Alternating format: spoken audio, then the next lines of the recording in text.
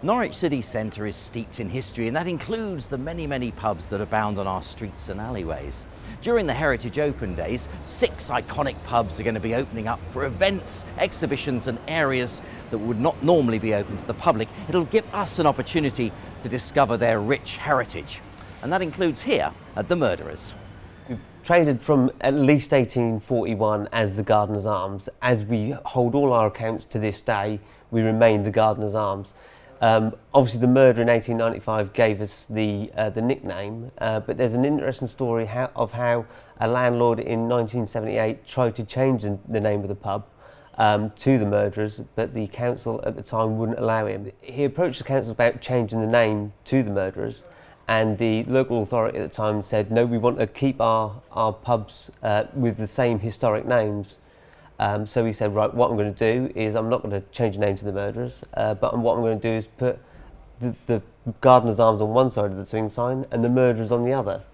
And there's a newspaper article that I have which says, whatever the council say, the pub will be known as the Murderers within a few years anyway.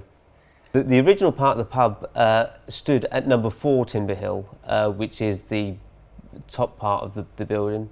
The cafe bar, which it is now, was another amendment to the building in about 1991.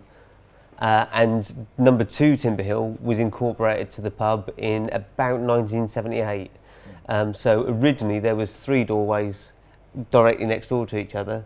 2 of the doorways have been made into bay windows, and the main central door, which is an alleyway separating the 2 buildings, now incorporates the 2 buildings as one. There's a great amount of information that I've got from the murder. I'm hoping to get some tape lined out to actually physically have a position where she was murdered.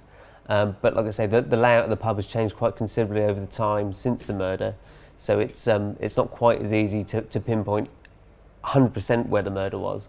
But I've got trial notes from the 1895 murder, which in itself sort of indicates whereabouts the murder took place. With the pub, you know, people love to come into the pub anyway, but it's nice to have an event where we can actually physically show people the history behind these names that are, you know, so often on a blank piece of paper and don't mean anything. Pubs across this fine city of ours have got great histories and great stories about people. Everyone has a fantastic story about an event that they've had in a pub. I'm just lucky that I've researched it and discovered that some of our landlords have got real colourful histories.